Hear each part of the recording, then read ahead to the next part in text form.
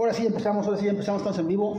Habíamos tenido algunos falsos comienzos, pero estamos con Efraín Velasco, un poeta. ¿Cuánto tiempo tienes en la poesía, Efraín? No, ya no estás en la poesía, tú dinos. No, sí, sigo en la poesía. Hola, Rodrigo, ¿cómo está, audiencia? ¿Qué pasa? No, es que nos va a caer el... Sí, no, está bien. Bueno, pues no, yo estoy haciendo poesía desde hace por lo menos 20 y tantos años, ¿no? En eso ando y sigo en eso. Ahora me he ido más hacia la parte expandida de la poesía, ¿no? En esa parte que yo creo que se refleja el tiempo en el que estamos, ¿no? ¿Cuál es esta parte expandida de la poesía?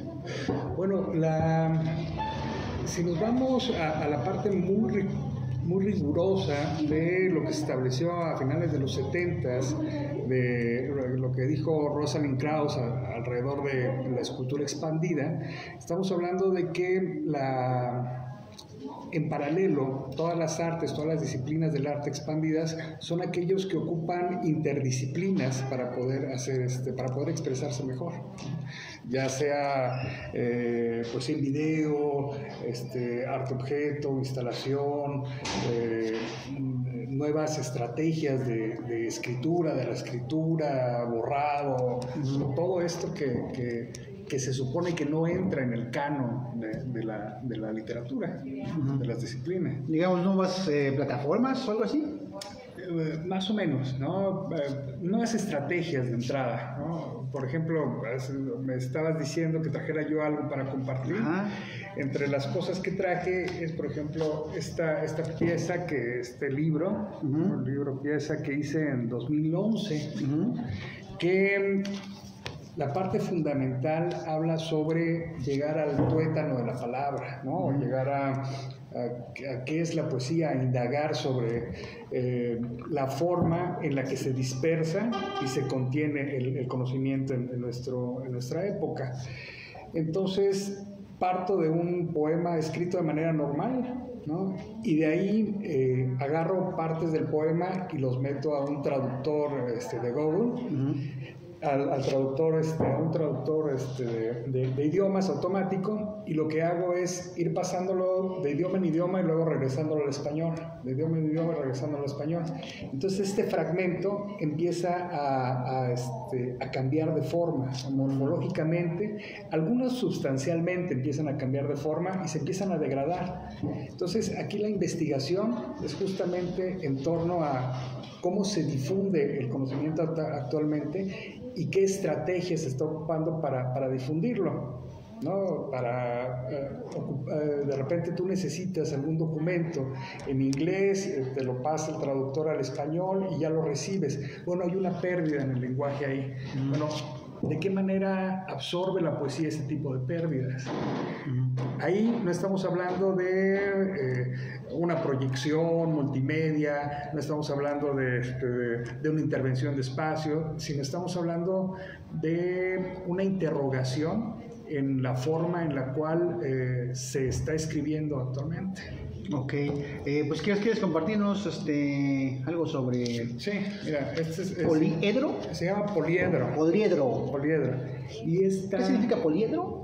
Sí, poliedro es un cuerpo de muchas caras. Bueno. En este sentido, vista el lenguaje desde varias caras. Esta edición se hizo especialmente para la página Poesía Mexa, ¿no? Y ahí está. Es un libro que lo bajas, lo imprimes y lo engrapas y ya tienes tu edición, ¿no? Es un poco haciendo juego a estas cartoneras que hubo en Argentina durante hace 15 años que salieron, ¿no? Entonces se llama La Oficinista, ¿no? Puedes hacer tu libro de poesía en la oficina. Es una colección que eché a andar hace como 15 años, creo. A lo mejor un poquito más. Mira, más o menos las advertencias que tiene el libro es: 1, este documento registra un ejercicio de apropiación y reescritura. 2, así como en la ecología se analiza la interacción entre organismos con su medio ambiente, la ecología del lenguaje estudia la correlación entre las lenguas y la sociedad que la utiliza. En este sentido, este poema es un poema ecológico. Este documento explora tanto el concepto de autoría propia como la forma en que se producen, contienen y distribuyen los textos actualmente. Una de las cosas que llegó a interrogarme al realizar esto es hasta dónde soy yo escribiendo. Porque si bien hubo un poema primigenio que pasó por varios filtros, estos filtros tienen diferentes autores y finalmente se va degradando también el asunto de la autoría. El 88% del cuerpo textual de este documento se generó con un programa de traducción automática. Una parte del poema Cae mi voz se cambió del idioma original, español, en el siguiente orden: noruego, inglés, español, armenio, latín, español, coreano, italiano, español, criollo antillano, eslovaco, español, letón, árabe, español, bielorruso, alemán, español, lituano, catalán, español, galés, francés, español. Lo que registra cada uno de los textos son los regresos al español, tanto como el poema básico, como los regresos al español. Okay. Vas a ver cómo hay una degradación rara, y de repente hay algunas imágenes que se van construyendo sin que uno como autor vaya queriendo. A razón de eso, otra de las advertencias dice que no hice ninguna corrección. Entonces las correcciones de repente se escuchan unos asuntos sintácticos muy raros, ¿no? Ahí viene esa, dice: al editar estos textos no se corrigieron. Otra advertencia: hay una hegemonía angloparlante en los documentos traducidos y almacenados en línea. Uno se da cuenta cómo estructuralmente la sintaxis va cambiando y cambia sobre un fondo angloparlante, ¿no? Y al regreso se nota enseguida ese cambio que hay. Es muy ligero, pero aquel que sabe inglés puede dar cuenta de esa parte sintáctica, cómo va cambiando, cómo se va degradando, cómo va evolucionando en este sentido de movimiento el poema. Se imprimen hojas recicladas. Bueno, ya vienen unas instrucciones de cómo hacerlo.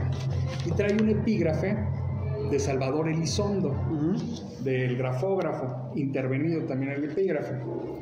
Y dice: y me veo recordando que me veo no escribir, y me recuerdo viéndome recordar que no escribía, y no escribo viéndome no escribir, que recuerdo haberme visto no escribir, que me veía no escribir, que recordaba haberme visto no escribir, que no escribía y que no escribía, que no escribo, que no escribía.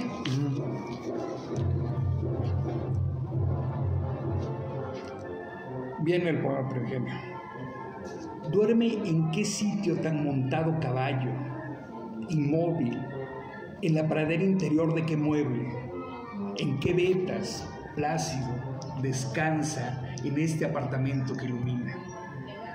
Lo veo en castellano, lo presiento, leo su mente en los días buenos, se escampa, y no sé hacia dónde empieza, que se le adivina hermano gemelo de melopea, flaco, de tono crudo y silábico. Anda, carniza, que brille algo de tu fósforo. Viene la primera degradación. Duerme en papel como el caballo montado, inmóvil en el pasto, en lo que es el mobiliario, lo que son los barcos. Este apartamento está situado en el tranquilo, luces. Yo lo veo en castellano, me siento, he leído sus pensamientos en los días buenos, se aclara, y no saber dónde me empieza a cantar, supongo, hermano gemelo, sílabas sin grasas y los tonos crudos, ir en canal a abrir, una coincide con la suya. Segundo, oficina es un sueño. Él se iba como un caballo, tranquilo. De nuevo, vasos, donde se encuentra la hierba en un apartamento muy tranquilo. castellano que veo, me siento, cuando leí el día piensa así, se lava, y cuando empieza a cantar, creo, 2 sílabas hermano gemelo, rica fuente de miedo, ir a la depresión en tu brillo. Siguiente. Oficina es un sueño. Es seguro decir que este nuevo apartamento es muy tranquilo en la hierba, se ha ido como un buque. Me temo que es demasiado ese día. Creo que los gemelos, una rica fuente de sílabas, no empiezan a cantar. Y cuando no te lavo, pensar y sentir al leer aquel castellano, su regalo, voy a entrar en la depresión. Siguiente. Oficina es un sueño. Es seguro decir que este es un nuevo apartamento en la hierba verde y tranquila que se ha ido como un buque. Me temo que también ese día creo que los gemelos son una rica fuente de sílabas. No puede comenzar a cantar y cuando me lave los pies, pensar y sentir cuando leí que el castellano, su donación, ingresará en una depresión. Siguiente. Oficina del sueño se ha ido. Es seguro decir que este es un nuevo apartamento en la hierba verde y tranquilo y el buque. Me temo que ese día, y creo que los gemelos son una fuente rica de las secciones que no pueden comenzar a cantar. Y cuando se lave los pies, pensando y sintiendo cuando leí que el castellano, la entrada será donada a la depresión. Siguiente. Yo sueño con la oficina, mas seguro es decir que este es un nuevo apartamento en la hierba verde y tranquila y el buque. Me temo que ese día, y creo que los gemelos no pueden ser una rica fuente de temas, empiezan a cantar. Y cuando se laven los pies, pensar y sentir cuando leí que el castellano, el expediente, será trasladado en una depresión. Yo sueño con la oficina. Es seguro decir que este es un nuevo apartamento en una hierba verde y tranquila y el barco. Me temo que ese día, y creo que los gemelos no pueden ser una rica fuente de temas cuando se empieza a cantar. Y cuando se laven los pies, pensar y sentir cuando leí en el castellano, el archivo será transferido a una depresión. Sueño en el escritorio. Es seguro decir que este es un nuevo apartamento, una hierba verde y tranquila y un buque. Me temo que ese día, y creo que los gemelos no pueden ser una rica fuente de temas, empiezan a cantar. Y cuando se laven los pies, pensar y sentir cuando leí que el castellano, el archivo será transferido a una depresión. Ok, entonces digamos, ¿tú cuándo empiezas con la poesía? ¿Cómo llega la poesía a ti? El poema, las ganas de decirlo, de escribirlo, de contarlo. Pues llega como todos con esa necesidad de acercarse a alguien, ¿no? En la preparatoria, ya sabes, ¿no? Así, empiezas a leer y ya crees que eres poeta. Así fue como inicia. O sea, te empieza a gustar la poesía y ya después empiezas a escribir, o como la cosa. Al mismo tiempo casi, ¿no? Empiezo a leer algunos poemas y sobre todo esa entrada que todos tenemos a temprana edad, Jaime Sabines, ¿no? Que es un tipo que te envuelve completamente con lo que dice, ¿no? Y ese registro tan cercano al habla te golpea enseguida como adolescente, ¿no? Eventualmente, ya que me sentía yo ahí con un poco de más fuerza, iba yo pasando enfrente del edificio de Humanidades cuando vi que alguien estaba ahí leyendo poemas y me acerqué a escucharlo. Era una mujer y un hombre, ¿no? Entonces estaba en ese momento, estaba leyendo la mujer, yo no sabía, yo no tenía ni idea quiénes eran, estaba más o menos lleno este lugar. Estoy hablando de hace pues, más de 20 años, ¿no? Estamos hablando de... 25 años tal vez. No, debe ser 98. Debe ser 98. Y ahorita te voy a decir por qué. Bueno, entonces me gusta lo que escucho con esta mujer. De repente va a empezar a leer el hombre. y lo que hace es, primero que nada, pedir una disculpa, porque él no puede leer sentado. Entonces se para, agarra el micrófono y se empieza a mover él. Conforme va leyendo, todo el ritmo lo lleva con el cuerpo. Chica, ¿qué está pasando? A ver, aquí está pasando algo raro, ¿no? Después me enteré que quien leyó en ese momento fue Rocío González, ¿no? Y Alberto Blanco, ¿no? Todo esto a razón de un taller convocado por Manuel Matus. O sea, a la salida de este lugar había una hojita en donde decía: si quieres entrar al taller del maestro Alberto Blanco, anótate aquí, ¿no? Ingenuamente yo agarré y me anoté. Cuando llegué al taller, pues me encontré a todos. Ahí estaban, todos, estaba Azael, estaba Natalia Toledo, estaba Rocío González, estaba no sé quién te gusta, todos estaba Víctor Armando, estaba Azael, estaba pues, todos, ¿no? Yo no conocía a nadie, Guadalupe, estaban Guadalupe Ángela, ¿no? Estaban todos. Yo en ese momento no conocía yo a nadie. Lo primero que dijo Alberto Blanco al iniciar el taller fue, parafraseando a Ezra Pound, decía: deben de acordarse que la poesía, el gran arte de la poesía, es simplemente lenguaje cargado al máximo de expresión. Entonces dije: ay, güey, ¿no? Como que no es decir cosas bonitas. La poesía, en ese momento yo tenía la idea de que la poesía era, pues, decir las cosas, pero bonito. Sí, porque hasta me había funcionado para eso en ese momento, ¿no? Y en ese momento entendí, en ese momento me cayó el peso de la vocación de la poesía, ¿no? La necesidad de abrir el horizonte de la realidad a través del lenguaje, ¿no? Cómo de repente esta moneda de cambio que tenemos, que es el lenguaje y que es tan cotidiano, nos puede ayudar a fomentar una realidad mayor, ¿no?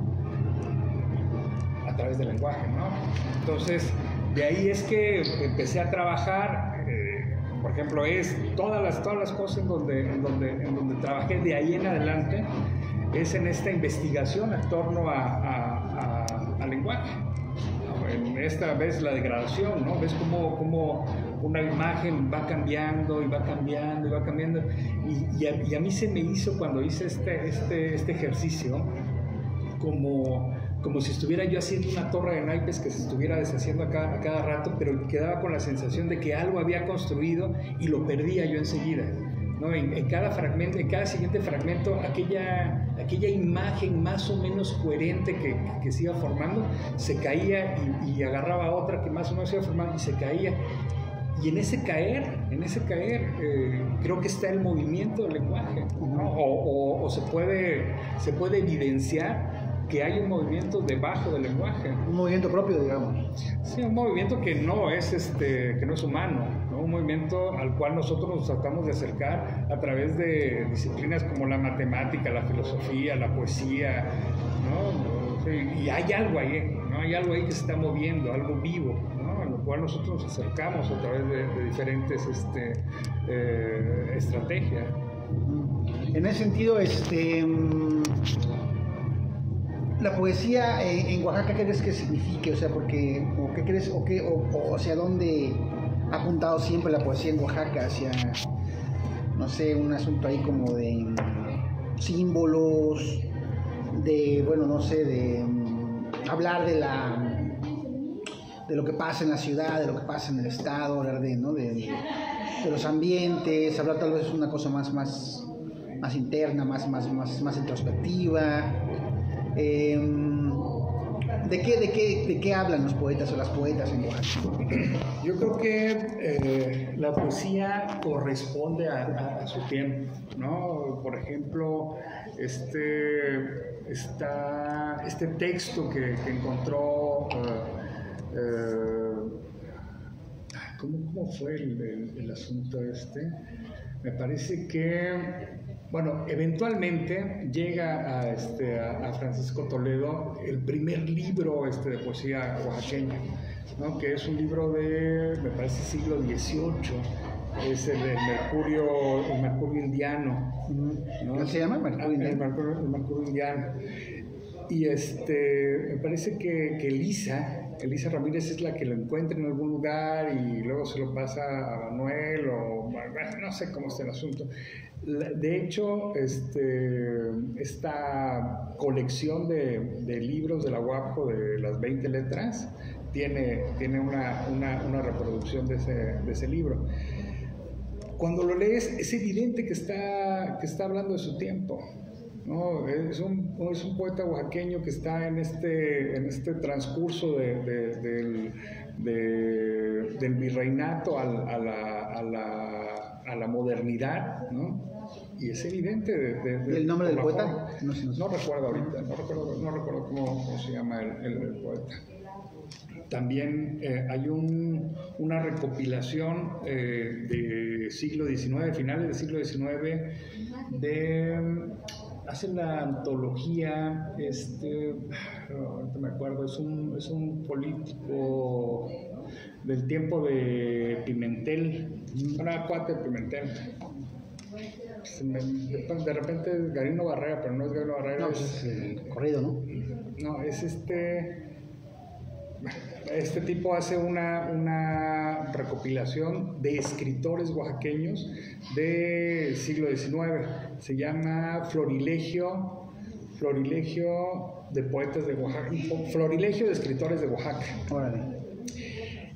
Y entonces lees a qué estaban haciendo en ese momento, tanto los narradores como los ensayistas, como los cronistas, los poetas. Te das cuenta de que son reflejo de la época. Ahora, me voy un poco con este preámbulo a responder lo que me decías. ¿Qué se está haciendo en poesía actualmente en Oaxaca?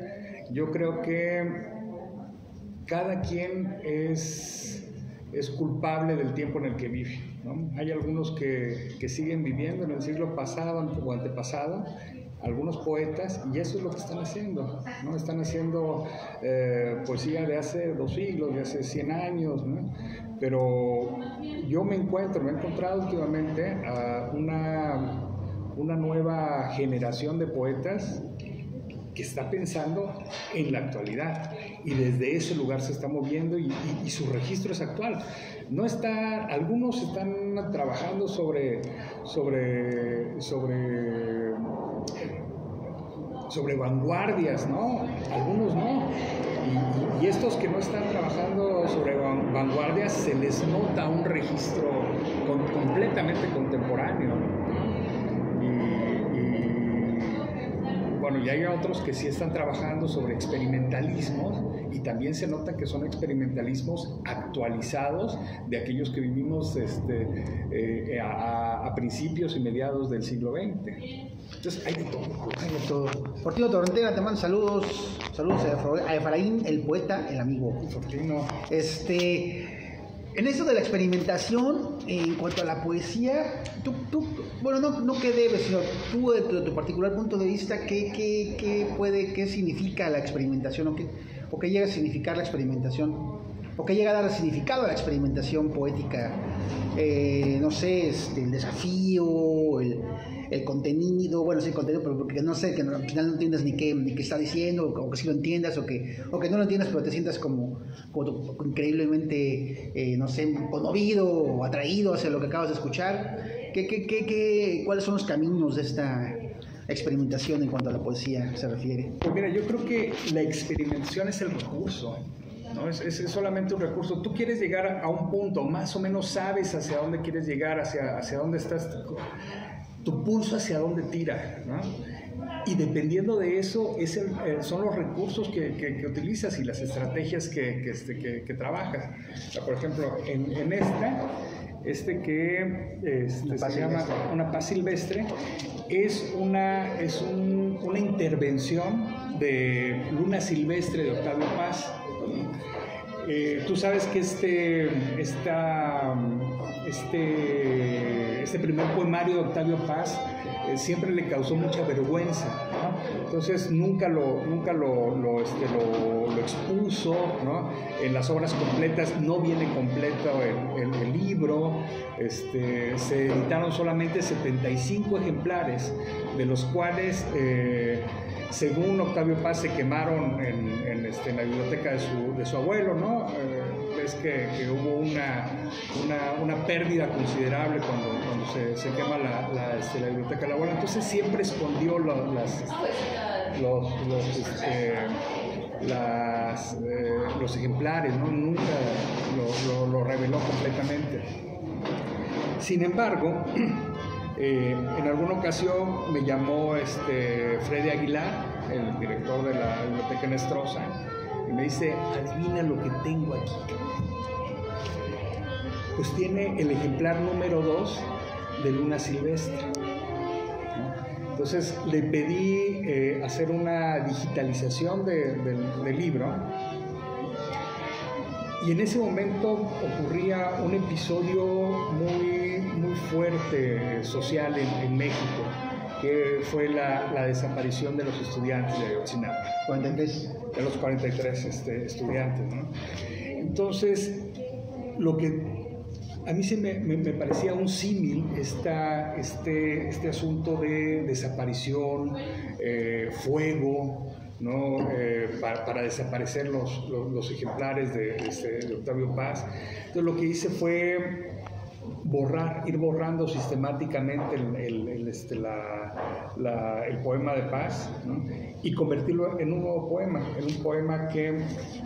que de repente tiene muchos vacíos. Y un poema de bucólico, un poema que en un principio fue un poema que a él le daba vergüenza porque era muy bucólico y juvenil. Lo trabajé como si fuese un asunto de arqueología, y lo fui excavando, ¿no? Y fui sacando algunos... ¿Amaga tormenta? Amaga tormenta. Entonces, por ejemplo, no recuerdo cuál es el poema primero, el poema primigenio, el de Paz, pero ahí también dije: ¿será necesario que ponga yo el poema primero, como fue en este ejercicio de poliedro, ¿no? ¿O será necesario que siga yo con esa parte del mito que creó Octavio Paz de la desaparición completa de su libro? Entonces preferí seguir con esa parte. Entonces queda en esta parte, por ejemplo, diciendo: ¿qué nombre crece silvestre y solo? ¿Qué nombre fuera del mundo amaga tormenta? Voz arrebatada, música, lágrima, sangre o gesto oscuro. Recorren su antiguo camino de estrellas, pero sin encontrar esa invisible libertad que aún no tiene nombre, tránsito de prisioneros en llamas, antiguos reinos, aire, su memoria desmemoriada. Quedó tu fe abandonada al sol y sepulta en cruel amor.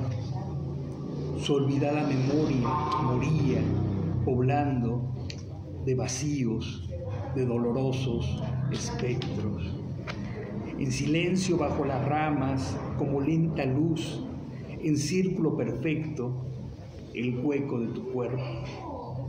Esquiva un turbio recuerdo de la infancia, que inmóvil tu rostro, qué sol tan intangible tu rostro, tan ya no existes, soledad de estrellas, insepultos quedan tus brazos, tu pelo, tu palabra, tu sonrisa, cadáver de espumas y de voces.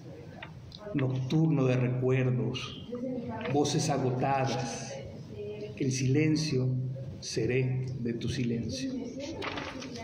Entonces, este libro poema está dividido en, me parece, ocho poemas. Entonces, lo que hice fue ir borrando y ir haciendo más pequeño lo que iba yo encontrando dentro del poema. Entonces son estas estrategias que de repente hay un pulso que te manda hacia allá, ¿no? Hacia este asunto de la ausencia, este reflejo de una realidad que estábamos viviendo en ese momento. Y justo fue cuando se me presentó la oportunidad de conocer el poema de Octavio Paz, el libro poema de Octavio Paz. Y entonces lo que hice fue, incluso esta es una intervención del mismo...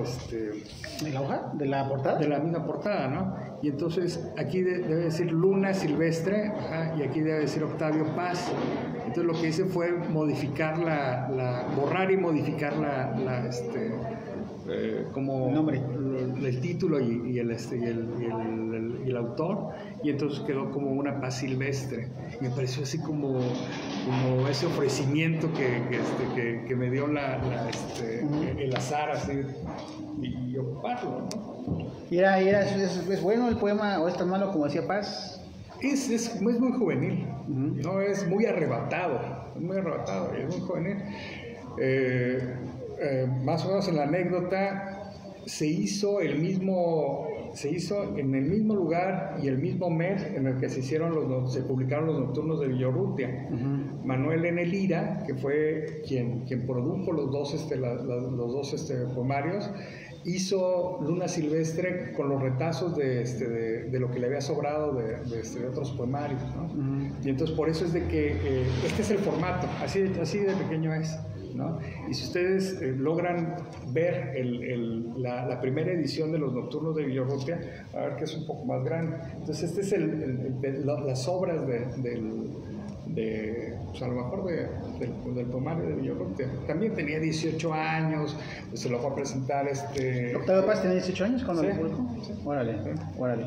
Y entonces se lo llevó a Manuel N. Lira, Villaurrutia, y pues vamos a publicar aquí al chamaco su libro, ¿no? De hecho, firmaba con los dos apellidos, Octavio Paz. ¿Cuál es el otro apellido de Paz? Lozano. Octavio Paz Lozano, así es como firma el libro. ¿Y a ti, qué poetas mexicanos, Paz, Octavio Paz, Jaime Sabines, algún otro poeta que te mueva? Poetas, bueno, no solo mexicanos, sino también mundiales, ¿no? O poetisas también, poetas, mujeres poetas. Sí, pues mira, hay muchos poetas y poetas y poetisas que me han movido en su momento, ¿no? De repente me encontré a Varela. Varela es una mujer impresionante. ¿Varela qué Varela? Sí me fue. Bueno, ahorita te digo. Varela. Rojas, Gonzalo. ¿no? Rojas, chileno. Chileno, ¿no? Me gusta mucho también los Campos, ¿no? Estos brasileños.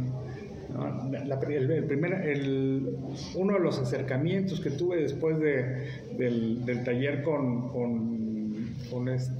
Blanco, con Alberto Blanco, fue, yo estudié arquitectura, y entonces de repente Blanco me enseñó a los poetas concretos, y entendí la premisa que tenía yo ante mis ojos, pues, de la poesía concreta, como si estuviera yo leyendo un plano arquitectónico, ¿no? Entonces eso me afectó desde el principio a poder hacer mi poesía, ¿no? No solamente en el asunto del contenido, sino de ese contenido vaciado, ¿no? Entonces, ¿por qué lo percibiste así como un plano arquitectónico? Yo creo que en ese momento tenía yo muy metido el ojo del estudiante, ¿no? El ojo del arquitecto, de cómo dos líneas te representan un muro, pero dos líneas más delgadas te representan una ventana, líneas entrecortadas son abatimientos, esa traducción de la parte visual a una dimensión diferente, ¿no? Me afectó a la hora de leer los poemas visuales, los poemas verbivocovisuales que estaban haciendo los concretos, ¿no? También, no sé, uno de estos grandes personajes, poetas que me siguen cantando es Elizalde, ¿no? Elizalde es esa forma en que se expresa así el tigre, ese tigre de Elizalde, ese ronco, ¿no? Porque ¿Cuál es? ¿No, Javier? ¿No era Javier? no, Elizalde es... Es que me citas a la hora de la comida, no me ofreces ni un café, cabrón, entonces estoy dormido ya. Blanca Varela. Blanca Varela. Jorge Elizalde no era. No, Jorge Elizalde no. Es bueno, ahorita me acuerdo cómo se llama Elizalde. Zurita, o sea, lo que está haciendo Zurita. Raúl Zurita, a la hora de que cuando escribe en el cielo, cuando escribe en el desierto, cuando para poder leer un poema tienes que pasar las salas inundadas. Por ejemplo, esa parte de la visualidad y la forma en que te llega el poema como lector, como ya se percibe, lo trabajé en el poema que esté escrito en la fachada de la Biblioteca Inestrosa. Ajá, sí. Sí, solamente lo puedes leer si caminas alrededor de la fachada. O sea, no se puede leer desde atrás, o no se puede leer desde el auto, ¿no? Porque dimensioné la letra para que no se pudiera leer desde más de 5 metros, ¿no? Sino que tienes que estar por lo menos 1 metro cerca de... Y si te das cuenta, sigue un horizonte. Parece, si te alejas, ves como que está chueco, pero en realidad sigue la misma planimetría de la calle. Entonces, cuando la calle va subiendo, el poema va subiendo; cuando va bajando, el poema va bajando. Y eso es para que siga la misma altura de tus ojos, ¿no? De repente das la vuelta y en la vuelta explota, ¿no? Y ocupo la composición de la misma fachada. Si tú te vas hacia atrás y no lo lees, pero puedes ver las líneas, puedes dar cuenta dónde empiezan las líneas y hacia dónde se dirigen, y cómo se van hacia las ventanas, cómo de repente bajan hacia la parte del suelo. Entonces la composición arquitectónica del edificio es la que le da la composición editorial del poema. Uh-huh. En ese sentido, digamos que entonces la experimentación en la poesía puede ser infinita, es decir, los objetos, las palabras, las emociones, incluso los edificios, todo puede ser objeto de una experimentación poética, o tú cómo Sí, ves? por supuesto, ¿no? Te digo, aquí el asunto es pensar que cuando yo te digo un león, tu cabeza invoca una imagen, ¿no? La imagen de un león. Cuando te digo verbicapricudo, ¿qué imagen te evoca? Verbicapricudo, híjole. Un ente verbicapricudo. que anda por ahí? No, pues no, pues es que mi ignorancia, no, pues no sé qué es verbicapricudo, se me suena Algo como... con barba y que parece cabra, ¿no? Ah, ya, verbicapricudo. O sea, picudo, no sé, ¿no? Ok. Esta imagen es una imagen que nos regala, esta palabra, este neologismo, nos lo regala ahorita me acuerdo cómo se llama, de la generación del 27 española, ¿no? Miguel Hernández, no. No. Habla sobre ¿Cela? sobre... Camilo No. Cela. No, pero síguele y ahorita la tiramos, cabrón. Ahorita me acuerdo. De si mi voz muriera en tierra, llevarla a nivel del mar, dejarla en la ribera, mames, ¿no? No me acuerdo, vale. Ahorita me acuerdo. O ahí que Que nos vea, que nos vea, así, las 10,000 personas que nos están viendo, por favor, algunos seguramente debe ser algún culto de la poesía española. Ahorita me acuerdo. Bueno. Cuando habla sobre Goya, este poeta, habla sobre los cuadros oscuros de Goya, habla sobre este personaje, ¿cómo te dije? Verbicapricudo. Entonces está hablando del diablo. Es una cosa que no se nota exactamente así como en las figuras, pero hay una cabra parada ahí con cuernos, ¿no?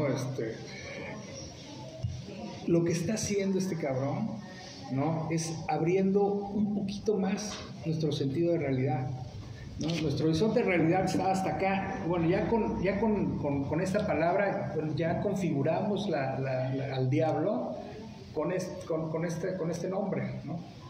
Y ese es el asunto de la poesía. El asunto de la poesía es ir trabajando sobre la percepción de realidad que tenemos y aperturarla un poquito más. Reinventar el lenguaje, digamos. Es que el lenguaje ya está ahí, cabrón. ¿No? El lenguaje fuimos echados en el lenguaje, como dice Wittgenstein, ¿no? Ya nos chingamos, ahí estamos, ya. Ahora, ¿con eso qué hacer, cabrón? ¿No? ¿Resignificarlo puede ser? Bueno, sí. A la hora de que recontextualiza, se resignifica, ¿no? Resignificarlo, redirigirlo, redimensionarlo, ¿no? Todo eso es asunto del lenguaje. Y en ese sentido, es decir, la apertura o la dimensión que da la experimentación en los experimentalismos es enorme, ¿no? ¿Por qué? Porque entonces un muro, ¿no? No es el mismo muro del Panteón que el muro de una casa, que el muro de la casa de alguien, ¿no? Y entonces la implicación, ¿no? Que tiene el que hagas esta intervención con palabras ahí, le da un peso específico mayor, ¿no? Entonces, en esa parte es donde recaen, creo, realmente los experimentalismos. Rafael Alberti, ¿no era? No, Rafael Alberti, por supuesto. Órale. En ese sentido, pues ¿a ti qué te mueve en la poesía? Bueno, la experimentación ya hemos visto como la resignificación, ¿no? Incluso tal vez una alquimia de la poesía, eso es también algo que te interesa, como ser un poco alquimista del poema, buscar dónde, por qué, hacia dónde va. Sí, pero no estamos buscando oro, cabrón. ¿No? Ya nos dimos cuenta de que esta madre no es un asunto de oro, ¿no? Yo creo que es este asunto de, no sé, ¿no? En algún momento pensé que era un asunto de trascendencia, ¿no? De poder dejar así a este único verso, como dice Borges, ¿no? Así que bueno, de todo lo que tengo, solamente un verso es lo que vale, ¿no? Pues yo creo que no tengo ninguno, ¿no? O sea, y yo creo que no lo voy a buscar, ¿no? No sé exactamente qué es, ¿no? Yo ya me había envuelto en esto y ya no sé parar, ¿no? No sé exactamente qué es lo que estoy buscando, pero ahí sigo. Pero lo sigues buscando. Sí. Otro, tiene otra vez más acá, mira, ahí está, mira, no. 3186. 3186. Se hizo en diciembre de 2012, o sea, este año cumple 10 años, ¿no? 3186 es otro encuentro que tuve en la Biblioteca Nestrosa, ¿no? En la Biblioteca Nestrosa me encontré la edición príncipe de los 20 poemas de amor de Pablo Neruda. 20 poemas de amor de una canción desesperada. ¿Cuál es la edición príncipe? La primera edición. Ya. La primera edición cambian de la segunda edición en adelante, porque él fue muy criticado, porque 2 de sus poemas se parecían mucho a los poemas de no sé quién, ¿no? Y entonces lo que hace es cambiar 2 de los poemas de los 20 poemas de amor, ¿no? Y entonces la edición príncipe tiene otros 20 que no son los 20 que llegaron así como después. Esta edición se hizo en 1933 o 32, ahorita te confirmo exactamente. No, en 1924 se hizo la primera edición de los 20 poemas de amor. Entonces, aquí mi interrogación era la siguiente. ¿El amor es igual que hace 100 años? ¿No? ¿O de qué manera nosotros vivimos el amor? O sea, ¿son pertinentes los 20 poemas de amor?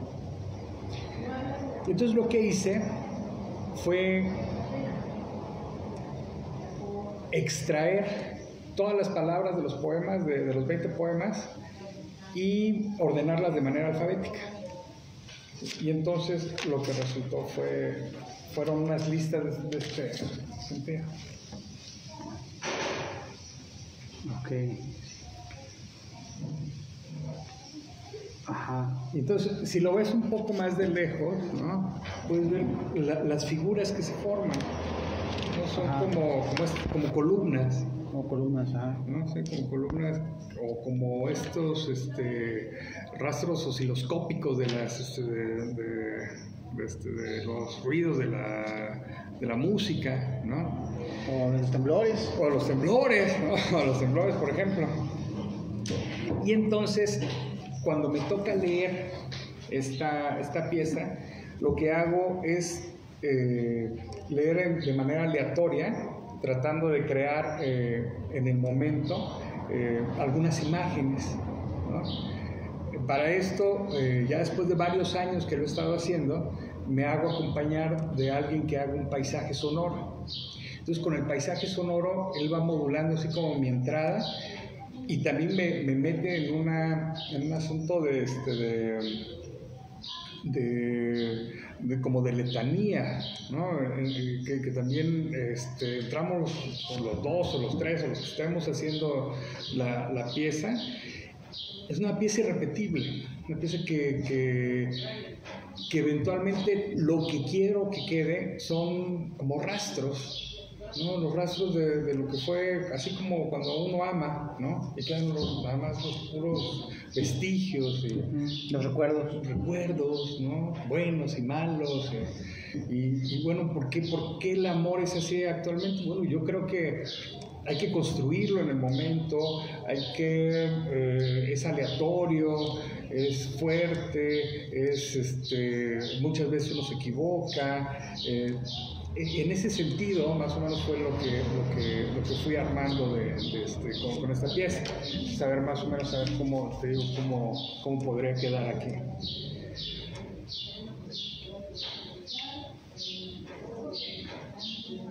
El alma ancha como la ancla, las manos sombríos, suelta la soledad como el sol que socava y sobrevive.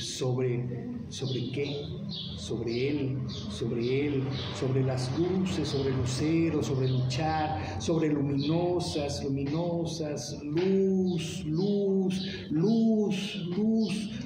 madre selva madura, manos, mañana, amar, dulce, alas, las alegres, alguien, alguna, los senos que sigo, los senos sencillos, llenos, donde dormidos, donde duermo, ebrio, ebrio, ebrio, hechos, eco, el ejemplo, sígueme en este silencio simple, aquí donde la araña, donde el árbol, donde el arco arde, ardíamos como un arma que se arrastra, que se arremolina arriba, mariposas suaves en sueños, suplicas taciturnas.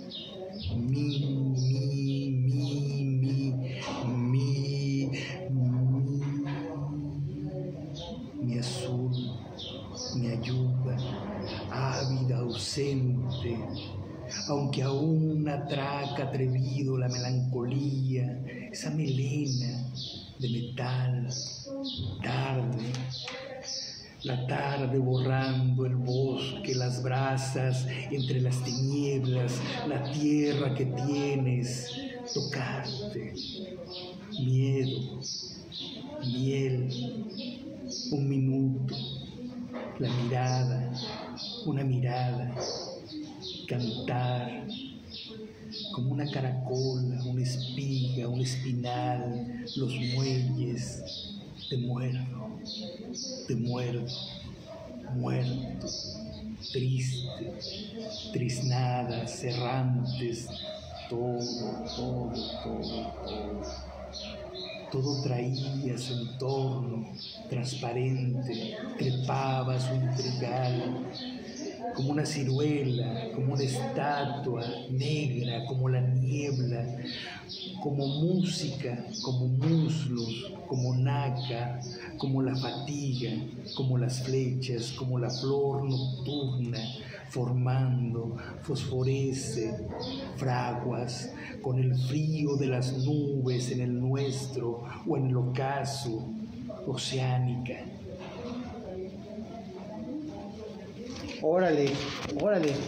Y todo eso surge pues de la misma, ¿cómo se puede decir? Es una deconstrucción del poema, ¿no? Justamente tiene una estructura, ¿no? Las palabras obedecen a una estructura sintáctica, lo que haces es desmontar las palabras y las vuelves a montar en otra estructura que no es sintáctica, sino es una estructura que te enlista.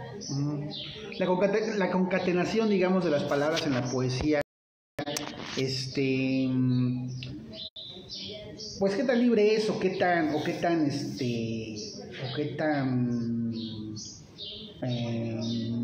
no tradicionalista o sí tradicionalista o qué tan libre, o sea, qué tan libre puede ser realmente para hacer con el poema lo que ahora sí que lo que se te dé la gana o llevarlas a lugares donde pues tal vez la gente no lo entienda, pero tú sí lo entiendes y con eso tienes, o no sé tú cómo lo ves. Yo creo que hay varias cosas ahí en la pregunta, ¿no? Una es, el canon poético dice que la palabra está escrita sobre piedra. Entonces el momento más feliz del poema es el momento en el que está publicado en un libro, ¿no? Y de ahí no se muere, ¿no? Pero no es cierto, ¿no? El poema tiene como materia prima el lenguaje y el lenguaje, por lo menos a mí me parece que es un asunto de mayor libertad. Entonces, algunos utilizan el poema como una partitura, entonces leen o interpretan según van encontrando una cierta respiración en ellos, ¿no? Recuerdo, por ejemplo, las intervenciones que hace, las lecturas que hace Raúl Zurita, ¿no? En las cuales de repente pues está leyendo de manera normal, ¿no? Y ya, si tú tienes el libro ahí de lo que está leyendo, puedes ir siguiendo un poco lo que va diciendo. Y ya después la expresión que tiene, incluso corporalmente va cambiando y tiene unas formas en las cuales el poema se va cortando que no está en no está escrito, ¿no? Esos encabalgamientos que tiene, la dicción que tiene, no emigra de otra parte, no emigra del poema publicado, escrito.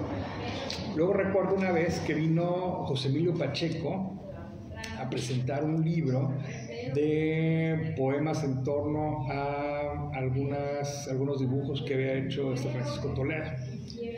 Entonces está leyendo su libro, no sé qué, y agarra y dice, el murciélago. El murciélago aquí está mal. Agarra, saca el lápiz, le raya. A ver, el murciélago. No. El murciélago. Ahí está. El murciélago. Y empieza a leer. Entonces, si este cabrón, José Emilio Pacheco, ¿no?, estaba interviniendo su libro en ese momento, ¿no?, y le valió madres que ya estaba publicado, ¿no?, simplemente no le gustó, ¿no?, como estaba, no lo sintió en ese momento como tenía que ser el poema, y lo cambió. Ya aquellos que llevaban su librito así, ese librito así, agarraba y buscaba la hoja, le borraba y le ponía así el cambio de José Emilio Pacheco, cabrón. Bueno, si José Emilio Pacheco cambia sus libros, mira, yo puedo hacer lo que sea, ¿no? Se puedo leer como se me plazca, ¿no? Entonces, son diferentes formas de acercarse a lo ya escrito, ¿no? La literatura en México, en Oaxaca, en muchos lugares de Latinoamérica sobre todo, ¿no?, es algo muy formal, es algo que no tiene, que es muy estrecho, ¿no? En eso nos gana las artes visuales, ¿no? Las artes visuales se dieron cuenta de que hay una lucidad ahí a la hora de hacer y rearmar y volver a contar las cosas, ¿no? Nos llevan 50, 60 años, ¿no?, por adelantado. Yo en el momento en el que me di cuenta de que podía hacer eso, dejé de sufrir la poesía. Aunque antes escribía yo la poesía con ese dejo de sufrimiento, porque se tiene que sufrir la poesía. No, aquí también hay una posibilidad de jugar, ¿no? Ahora, ese jugar no quiere decir que no venga con reglas también, ¿no? Bueno, tú impones las reglas, tú impones un contrato con tu lector, y ese contrato lo tienes que seguir en todo el libro, ¿no? Porque si no, pues entonces no se sostiene, creo. La poesía, esto que decía, la poesía, sufrirla, no sufrirla,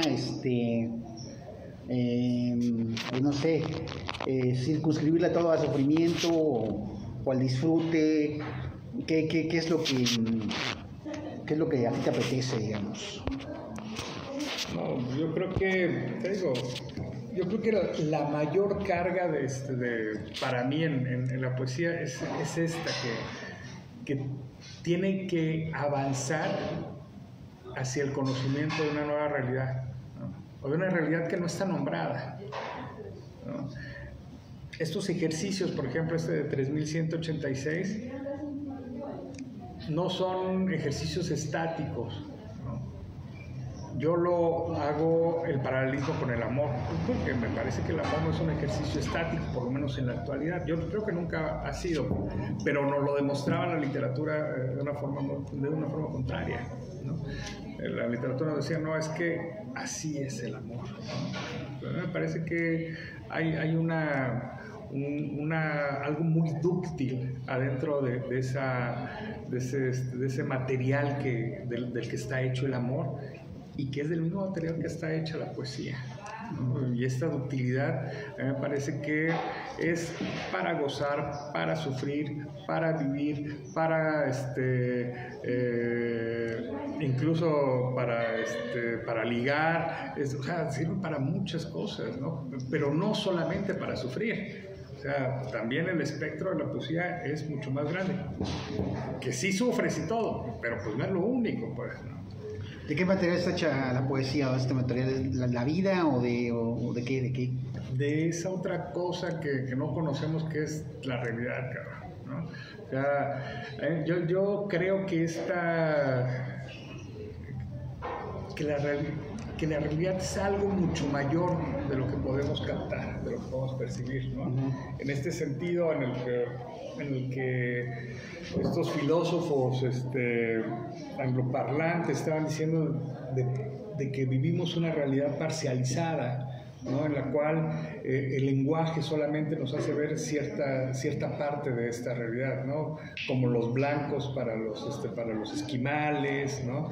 O como la saudade para los portugueses, ¿no? Es algo que es parte de su realidad y que no es parte de la realidad del castellano, pero que nosotros la podemos adoptar, y entonces nuestra realidad castellana ya se ensancha un poquito, un grado más, cabrón, ¿no? Un poquito más. De esa materia está hecha la poesía, ¿no? De esa materia que está fuera del lenguaje, ¿no? Que es hacia lo que le tire. La poesía no está en el poema, nunca está en el poema. No, el poema lo que intenta es llegar hacia allá, ¿no? Llegar hacia ¿hacia la poesía? Sí, y nunca lo logra, ¿no? Siempre, por eso es que se sigue escribiendo poesía, y se va a seguir escribiendo poesía durante mucho tiempo, y se va a explorar la parte expandida de la poesía, y se va a regresar la poesía, y así va a estar, ¿no?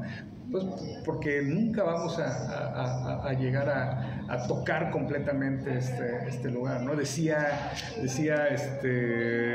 Gonzalo Rojas, es la realidad, pero tras la realidad en el relámpago. O sea, no es lo que vemos como realidad, es algo que está atrás y que solamente en un relámpago se nos hace verlo. Se nos revela de alguna manera, y se va, ¿no? Se revela luminoso y se pierde. Digamos que es algo efímero la poesía. Sí, es algo que no... ¿Qué decía Octavio Paz? En cuanto la nombra se escapa, ¿no? No, es algo que justo en el momento en el que crees que estás tocando, en el que crees que estás acercándote, ya se perdió. Porque también hay poemas que siguen estando siempre, ¿no? Yo me acuerdo, no sé, bueno, las cebollas, ¿no? De Miguel Hernández. Bueno, es un poema que habla de muchas cosas, pero que siguen siendo como, o seguirán siendo muy presentes, como es la pobreza, ese gozo ante la pobreza también, pero también ese sufrimiento, ¿no? Entonces también de repente, pues también como que el poema puede, o como la tía Chofi pero es el Jaime Sabines. Es el poema. Ajá. O sea, de lo que estamos hablando es de una estructura verbal que está fija en una pantalla, en una hoja en blanco, en una hoja, ¿no? En un soporte físico, en un soporte lumínico. Ese es el poema, ¿no? La poesía está en otro lugar. La poesía no está ahí. No, sí, hay muchos reflejos de la realidad en los poemas, que nos siguen acercando por generaciones, ¿no? Pero ahí no está la poesía, ¿no? Yo estoy de acuerdo contigo. Un poema nos puede revelar muchas cosas, ¿no? Nos puede revelar tanto nuestra propia realidad como realidades históricas, ¿no? Y valores y muchas cosas. Pero esa no es la poesía. Ese es el poema. Ese es el constructo que se ocupa para llegar allá. ¿La poesía qué es? ¿Contar la vida? Otra madre, no sé, cabrón. ¿No? O sea, es esa madre animal así que se escapa en la pinche espesura de algo que cuando volteas ya no está. Ese es el mismo material de la vida, güey. Esa es la poesía. Algo que se escapa, algo que no está, algo que que intuyes que puede estar, ¿no? Algo que está fuera de la circunscripción del lenguaje. Bueno, espero. A Dios le dicen algunos, ¿no? Así como un asunto de divinidad también, ¿no? Que es eso que no se puede entender. ¿A la poesía es divina? No. En ese sentido yo creo que comparte o compartiría algo de estos defectos. ¿Tienes otro libro aquí? Mira, este es un libro que se llama Pequeña Cosmogonía Ilustrada.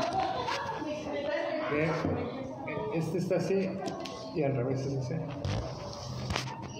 Que es el revés de la... Entonces está puesto como si fuese un cristal transparente, ¿no? En el cual, si ves acá, podrías verlo todo al revés, ¿no? Ok.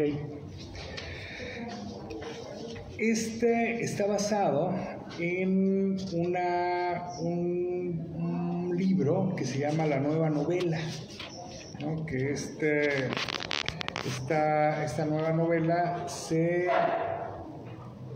escribió en 1913. La escribió Juan Luis Martínez, ¿no? La nueva novela es el libro de poesía chilena de experimentación, ¿no? Juan Luis Martínez fue quien influyó de manera muy grave a Raúl Zurita. Era su cuñado. Entonces, Juan Luis Martínez, no digo que murió en la ignorancia, porque su generación lo reconoció, pero no lo reconoció como realmente un poeta, ¿no? Entonces, en este libro de la nueva novela, en un principio se iba a llamar Pequeña Cosmogonía Ilustrada. Eventualmente le cambió de nombre. De hecho, en estas intervenciones, en los diferentes libros que hace Juan Luis Martínez, se pone él como autor Juan Luis Martínez o Juan de Dios Martínez, ¿no? Se pone, cuestiona el asunto de la autoría desde los principios del siglo XX, ¿no? en la literatura. Entonces lo que hice fue, estaba yo trabajando con un amigo chileno de Valparaíso. Entonces queríamos hacer un intercambio de cosas.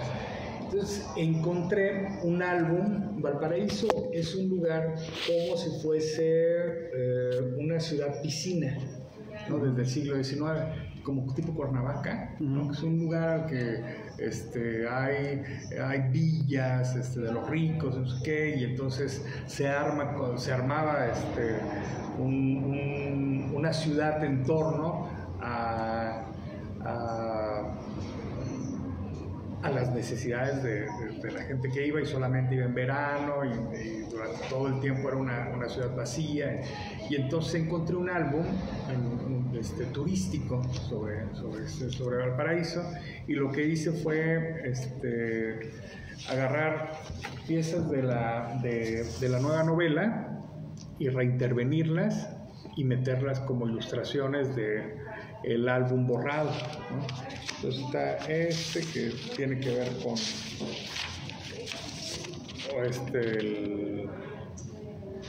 ¿cómo se llama? La liebre de Durero, ¿no? Ahí sobre el mapa, ¿no? ¿El pintor? De Valparaíso, sí. Durero, ¿no?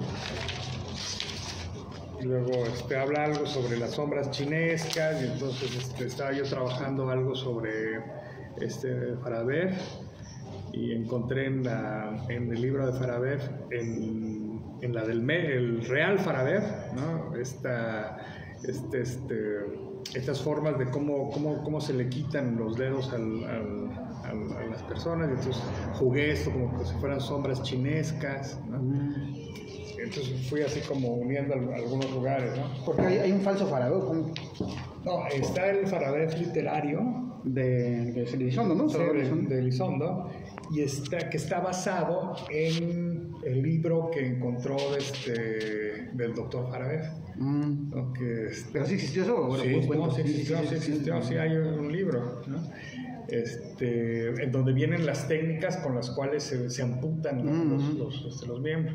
Sí, no, técnicas sí, terribles, ¿no? De tortura. Terrible. No, es que no son torturas. ¿No son torturas? No, Elizondo los lee como un asunto de tortura sistemática, Ajá. ¿no? Pero es realmente un libro de médico para poder hacer que las amputaciones fueran amputaciones modernas. Porque antes se destrozaba a las personas para hacerle amputaciones, ¿no?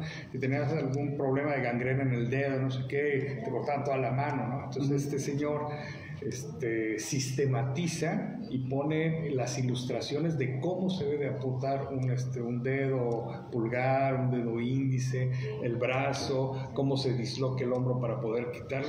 Una cosa así terrible, terrible, ¿no?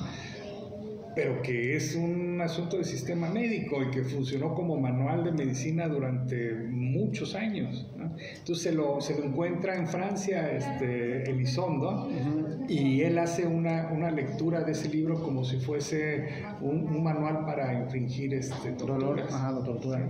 Sí. Órale. Va. Entonces, ¿este libro cuál es?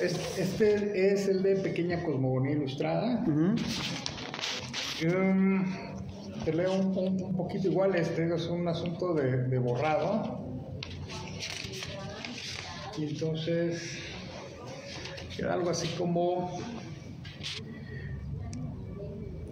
aroma embalsamado, lujurioso, la cornisa de las animalas hermosas, como dijo el poeta Alejandro, cronista de los primeros anos del balneario.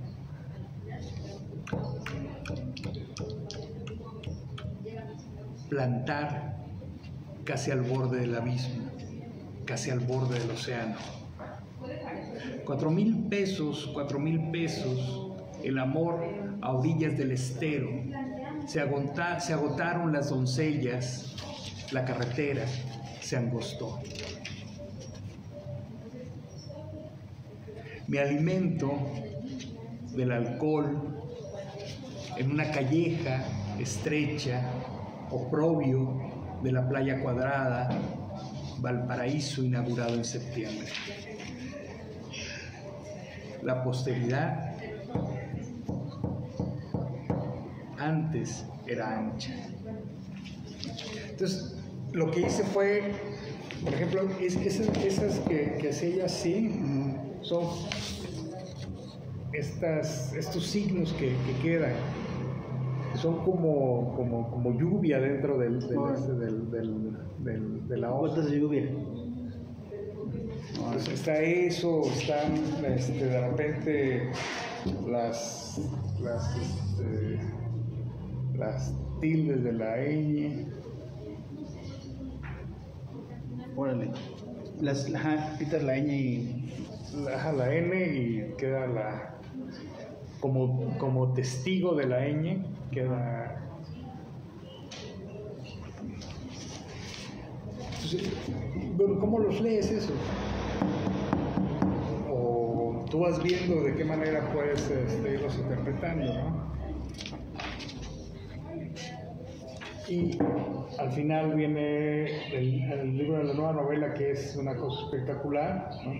Viene una reflexión sobre, bueno, realmente poesía lo que estoy escribiendo.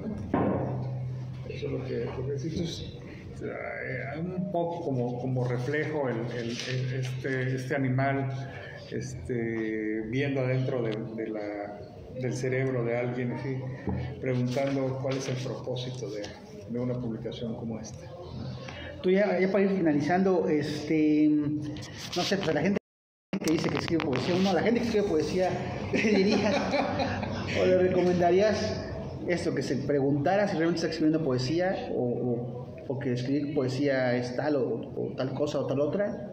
¿O tú qué opinión tienes al respecto? Creo que se divierta, cabrón. No, yo digo que si le gusta la poesía, que haga lo que tiene entre las manos, ¿no? Lo que puede hacer, ¿no? Al final van a perdurar los que tienen que perdurar y como tengan que perdurar, ¿no? No es un asunto de trascendencia, ¿no? Si tú crees que lo que te llama a hacer ahorita en el tiempo en el que te mueres, es hacer poesía, pues hazla, ¿no? Y de la manera en que mejor puedas hacerla, ¿no? Y como puedas entenderla. Si entras o no en el canon, mira, eso ya no debe de ensombrecer tu ejercicio. ¿Preocupante? No, no te debes de preocupar por eso, ¿no? Es más, diviértete haciéndolo. Ok, pues no sé, ¿algo más quieres agregar, Efraín Velasco? Creo que ha sido una buena charla. Yo creo que sí, no quiero agregar nada ya. No. Ya. Ahora, pues muchas gracias, Efraín, muchas gracias por estar aquí en Liga Revueltas, platicando y cotorreando sobre poesía y sobre poemas y sobre pues, que la poesía no necesita ser salvada porque pues está ahí siempre, ¿no? Entonces nadie necesita salvar a la poesía. Y pues bueno, gracias por vernos y pues nos seguimos viendo. Hasta luego.